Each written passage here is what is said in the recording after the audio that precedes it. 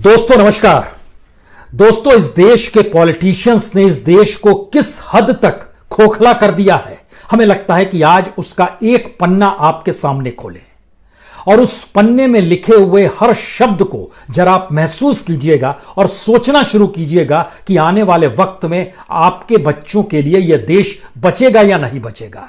जो बच्चे higher education कर रहे हैं देश के भीतर या देश के बाहर, उनके लिए यह देश है या नहीं है, या फिर इस देश के पॉलिटिशियंस इस देश के भीतर ही किसी भी प्रोफेशनल्स को रहने देना नहीं चाहते हैं। जो भी जरा पढ़ा लिखा है, जिसकी पहचान अंतर्राष्ट्रीय तौर पर है, उसके लिए अपने ही देश में कोई जगह नहीं है।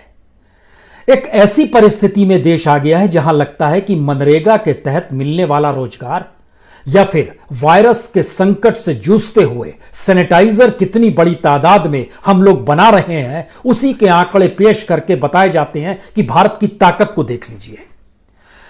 इन पन्नों को खोलना चाहें उससे पहले हमें लगता है एक बात जरा ध्यान रखिएगा। सिर्फ 3 दशक पहले यानी 1990 में भारत चीन से कई दृष्टि में आगे था।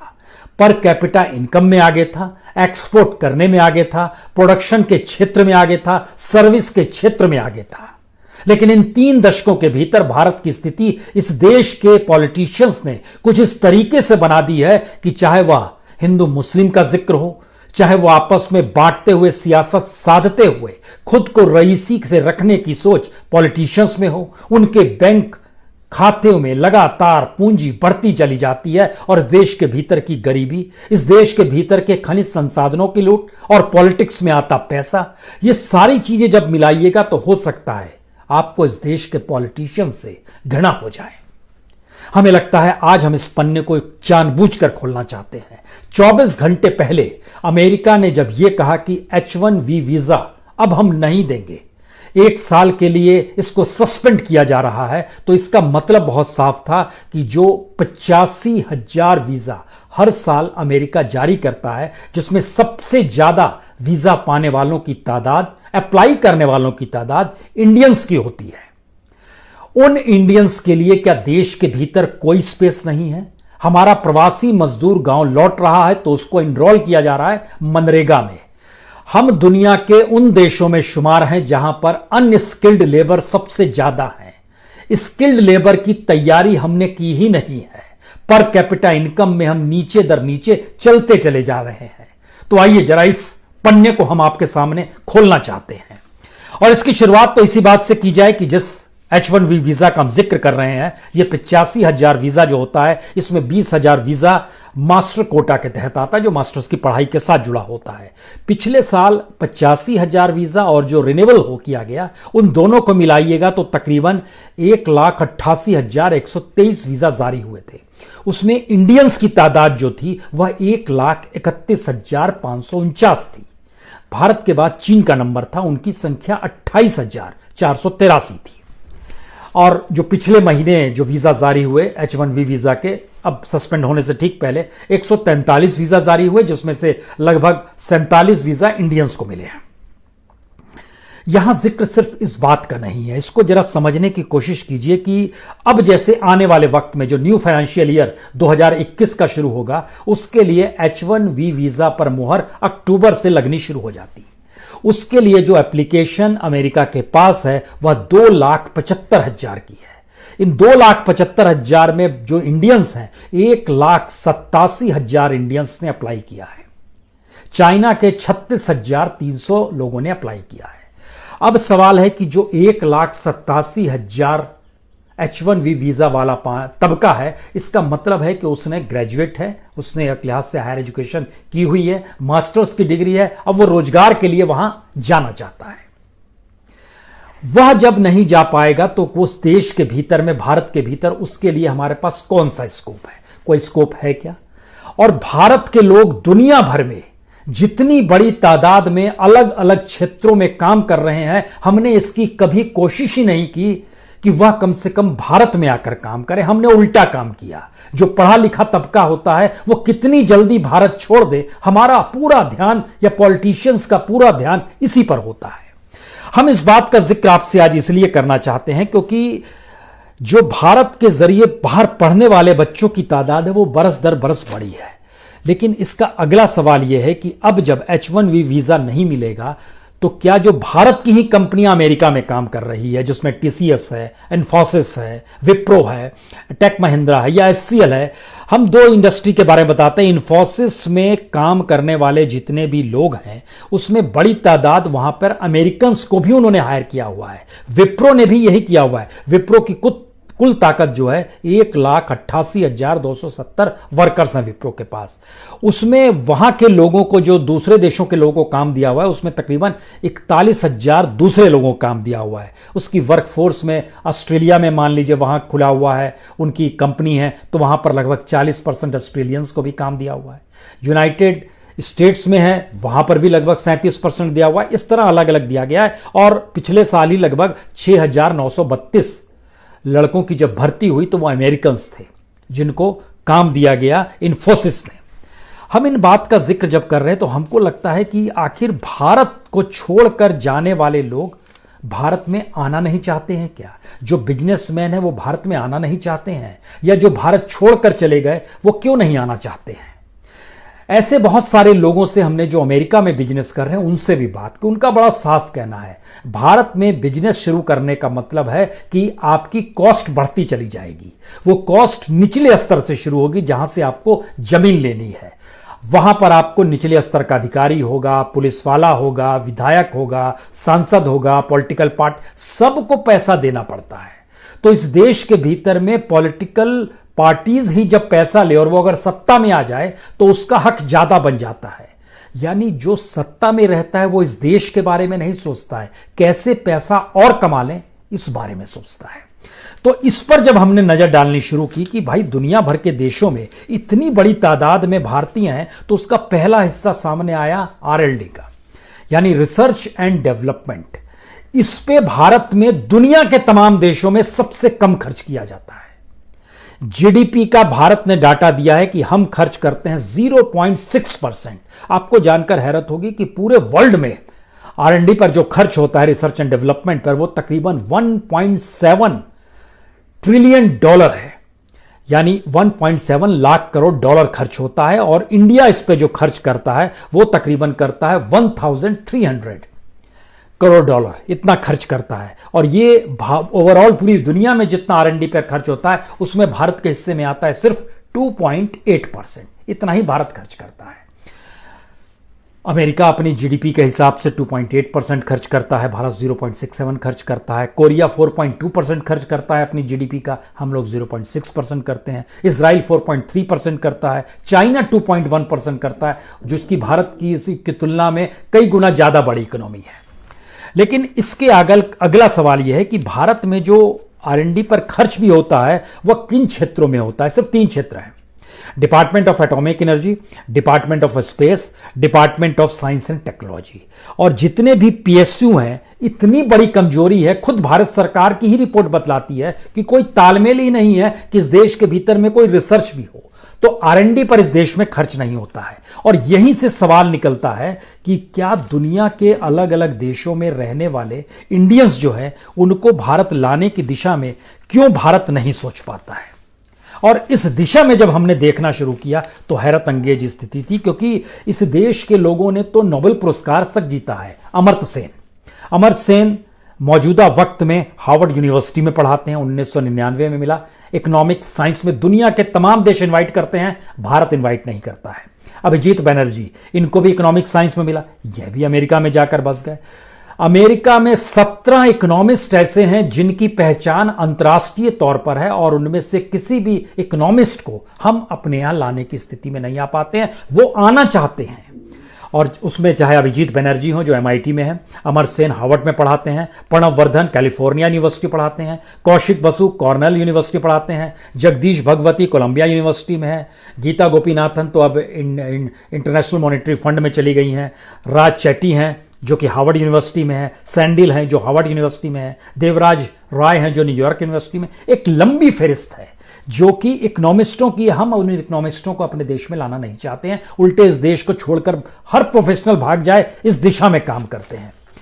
इतना ही नहीं, 23 मैथमेटिशियंस अमेरिका में इंडियंस ऐसे हैं जिनकी पहचान अंतर्राष्ट्रीय तौर पर है, और ये तमाम यूनिवर्सिटीज में है, जैसे मंजुल भार्गवा है जो कि वहाँ के प्रिंसटन यूनिवर्सिटी में है, शमित कचरू है जो कि स्टैनफोर्ड यूनिवर्सिटी में है, जो श्रीराम शंकर अभ्यंकर है वो वहाँ की यूनिवर्सिटी में, राहुल पांड्रे पांडे हैं, वो तमाम यूनिवर्सिटीज़ में भरे हुए हैं। यानी हम सिर्फ उन लोगों का नाम ले रहे हैं जिनकी पहचान अंतर्राष्ट्रीय बाजार में है, अंतर्राष्ट्रीय एजुकेशन सेक्टर में है। इसमें जैसे आइएगा कि वहाँ पर चलने वाले अमेरिका के जितने भी यूनिवर्सिटीज़ हैं उसमें कितनी बड़ी तादाद में यूनिवर्सिटीज़ के प्रेसिडेंट या यूनिवर्सिटी के डीन 27 इंडियंस हैं मौजूदा वक्त में। अब आप सोचिए कि MIT के जो वाइस प्रेसिडेंट है संजय शर्मा इंडियन है, राकेश खुराना हार्वर्ड के डीन है वो इंडियन है, गीता मोहन जो डीन है न्यूयॉर्क यूनिवर्सिटी के स्टैन स्कूल ऑफ बिजनेस की वो इंडियन है, Berkeley college of engineering Pennsylvania state university chancellor जो है यूनिवर्सिटी ऑफ कैलिफोर्निया, सब इंडियंस हैं, 27 लोग इंडियंस हैं। दुनिया को अपना दिमाग दे रहे हैं, भारत में उनके लिए कोई स्पेस नहीं है। इतना ही नहीं, जो प्रोफेसर्स एंड स्कॉलर्स जो कंप्यूटर साइंस के क्षेत्र में है, कंप्यूटर इंजीनियरिंग के क्षेत्र में है, इलेक्ट्रिकल इंजीनियरिंग के क्षेत्र में, उनकी जब लिस्ट हमने वहां से मंगवाई तो हमें देखकर हैरत आ गई कि 22 ऐसे नाम हैं जिनकी पहचान अंतर्राष्ट्रीय तौर पर है। उसमें चाहे वह अमित सेठ हो जो कि राइट स्टेट यूनिवर्सिटी ऑफ डायटन जो ओहायो में पढ़ता है उसके हैं, या के मणि चैंडी जो है कैलिफोर्निया इंस्टीट्यूट ऑफ टेक्नोलॉजी से जुड़े हुए हैं, श्वेतांक पटेल है यूनिवर्सिटी ऑफ वाशिंगटन से जुड़े हुए हैं, आरोग्य स्वामी पाउल राज हैं जो स्टैनफोर्ड यूनिवर्सिटी से जुड़े हुए हैं। इसके पैरेलल में लगभग 63 लोग ऐसे हैं जो दुनिया के तमाम यूनिवर्सिटीज में घूमते हैं, पढ़ाते हैं, ये प्रोफेसर और स्कॉलर्स हैं। इनकी एक लंबी फहरिस्त है और ये कमोवेश हर जगह घूमते हैं। अब आप कल्पना कीजिए कि इसी 3 जून को भारत सरकार के गृह मंत्रालय ने एक नोटिस जारी किया और कहा कि दुनिया के लोग जो भारत में आना चाहते हैं उसको उनके लिए बिजनेस वीजा और जो एम्प्लॉयमेंट वीजा है, और उनके पास अगर कोई इससे पहले का भारत को लेकर इलेक्ट्रॉनिक वीजा है तो वो तुरंत आ सकते हैं इंडियन, यानी विदेशी businessman, engineers, health care professionals, technical specialist, यानी दुनिया के अलग अलग देशों में रहने वाले विदेशी नागरिकों को इनवाइट करने के लिए भारत तैयार है। लेकिन पूरी दुनिया पे जो भारत का दिमाग काम कर रहा है उसको इनवाइट करने की स्थिति में वो नहीं है, और उन लोगों को वो आना इसलिए नहीं चाह पाते क्योंकि यहां कोई स्पेस ही नहीं है, यहां कोई काम ही नहीं होता है। यानी भारत के स्कॉलर्स और प्रोफेसर्स जो अमेरिका में हैं और जिनकी पहचान अंतर्राष्ट्रीय तौर पर है, उसमें अमेरिकन यूनिवर्सिटीज के भीतर झांकिएगा तो येल लॉ कॉलेज जो है वहां पर Akhil Amar, Columbia university Gayatri Chakravarti, university of Texas K R Rao, Harvard medical school, वहां पर काम करने वाले राजेश जैन, MIT के जो सोन स्कूल ऑफ मैनेजमेंट है वहां पर SP कोठारी, ट्रिनिटी कॉलेज है वहां विजय प्रसाद, एक लंबी फहरिस्त है। यानी अंतर्राष्ट्रीय तौर पर वो अपने दिमाग को देते हैं, लेकिन भारत के पास ऐसी कोई जमीन ही नहीं बची है जहां पर उनके एजुकेशन का इस्तेमाल किया जा सके। तो भारत अगर ताकतवर होगा नहीं और उसकी अपनी कमजोरी अपने पॉलिटिशियंस के ताकत पर आकर जुड़ जाएगी तो फिर पूरे देश की जनता बार बार अपने देश के नेताओं की तरफ ही देखेगी। और मौजूदा वक्त का सच यही हो चला है, चाइना कोई भारत से बहुत ताकतवर नहीं था, लेकिन बीते 3 दशकों का सच यह है कि इतनी तेजी से वो आगे निकला है। अगर आप ध्यान दीजिए 1990 में पर कैपिटा इनकम चाइना का $318 यानी 75 रुपए के हिसाब से, आज के हिसाब से जोड़िएगा तो 23,850 रुपए था, और इंडिया उस समय $368 यानी 27,600 था। यानी चाइना की तुलना में प्रति व्यक्ति आय 1990 में भारत की ज्यादा थी। लेकिन आज की स्थिति क्या है? आज की स्थिति यह है कि चाइना 7,70,700 रुपया उसकी प्रति व्यक्ति आय है सालाना, और भारत की 1,26,000 है। यानी कितने गुना ज्यादा हो गया वह इसी बीच में। और एक्सपोर्ट की दिशा में जाइएगा तो 90s में भारत एक्सपोर्ट में चाइना और भारत लगभग बराबर था, 0.045 ट्रिलियन के हिस्से में आता था दोनों के। लेकिन आज की स्थिति यह है, चाइना $2.65 ट्रिलियन का एक्सपोर्ट कर रहा है और भारत 0.54 ट्रिलियन का एक्सपोर्ट कर पा रहा है। तो कितना पिछड़ गए हम, उसकी वजह क्या है? उसकी सबसे बड़ी वजह यह है कि चाइना ने अपने प्रोफेशनल्स को अपने देश में स्पेस दिया। और जो दुनिया के अलग अलग देशों में प्रोफेशनल्स डिग्री के लिए गए, पढ़ाई के लिए गए, उनका खर्चा भी अमेरिकी चाइनीज गवर्नमेंट ने उठाया। वो किसी भी दुनिया के देश में पढ़ रहे हो, उनको एक स्पेस दिया और स्पेस क्रिएट करने के बाद उनको अपने देश में स्वागत किया। वहां पर R&D पर जितना खर्च होता है, वहां पर जो स्किल लेबर पे जितना खर्च किया जाता है, मास स्किल्ड लेबर है, हमारे यहां मास अनस्किल्ड लेबर है, वहां पर जो बेसिक इंफ्रास्ट्रक्चर किसी भी इंडस्ट्री के लिए जो डेवलप किया जाता है, वो जितनी बड़ी तादाद में किया गया। और आपको जानकर हैरत होगी, पॉलिटिशियंस के पांव जहां नहीं पड़े वह क्षेत्र भारत में प्रोग्रेस कर गया। वो सर्विस सेक्टर था, सर्विस सेक्टर के साथ वो सॉफ्टवेयर का सेक्टर था, सॉफ्टवेयर यानी कंप्यूटर का सेक्टर था। भारत कंप्यूटर के महत्व को यहां के प्रोफेशनल्स ने बहुत पहले समझा, भारत सरकार नहीं समझ पाई तो उसने वहां हस्तक्षेप नहीं किया, और इसीलिए भारत सर्विस सेक्टर में चाइना को कहीं कंपटीशन देता है। चाइना का जो टोटल एक्सपोर्ट है सर्विस सेक्टर में वो $233 बिलियन का है और भारत का $205 बिलियन का है। तो सॉफ्टवेयर इसी रूप में डेवलप होता चला गया, और जब तक पॉलिटिशियंस की नजर वहां तक पहुंचती तब तक वो अंतरराष्ट्रीय मार्केट में अपना स्पेस बना चुका था। लेकिन भारत सरकार के भीतर जो पॉलिटिशियंस रहते हैं वो करते क्या हैं? स्थिति इस देश के भीतर में इतनी है कि खुद सरकार की रिपोर्ट बतलाती है कि देश में कोई भी केंद्रीकृत क्रेडिबल ऑफिशियल डाटा सोर्स ही नहीं है, अलग से R&D का कोई अकाउंट ही नहीं है। सरकार के जो डिफरेंट विंग्स हैं, अलग अलग विंग्स हैं, उसमें R&D प्रोजेक्ट को लेकर कोई आपस में तालमेल ही नहीं है, और एक PSU दूसरे PSU में क्या हो रहा है इसको लेकर वो इंटीग्रेटेड है ही नहीं। यानी भारत के भीतर जो ग्लोबलाइजेशन इंजीनियरिंग पे काम हो रहा है कि भारत के मार्केट को परखना है, उस पे दुनिया भर में काम हो रहा है। वो तकरीबन $42 बिलियन का काम अंतरराष्ट्रीय मार्केट, भारत में मार्केट खोजने के लिए कर रहा है। लेकिन भारत अपने मार्केट को नहीं समझता है, अपने दिमाग को नहीं समझता है, अपने प्रोफेशनल्स को नहीं समझता है, उसे सिर्फ पॉलिटिक्स समझ में आती है। और यही सबसे विभत्स स्थिति हो गई है कि भारत के भीतर हायर एजुकेशन में भी दुनिया के तमाम देशों की तुलना में सबसे कम रिसर्च एंड डेवलपमेंट पे काम होता है। आप कहेंगे कितना काम होता है, कितना पैसा खर्च होता है? आपको जानकर हैरत होगी, research and development higher education के क्षेत्र में भारत जितना काम करता है उतनी कीमत में वहां एक लाइब्रेरियन को पैसा हार्वर्ड यूनिवर्सिटी मिल जाता है।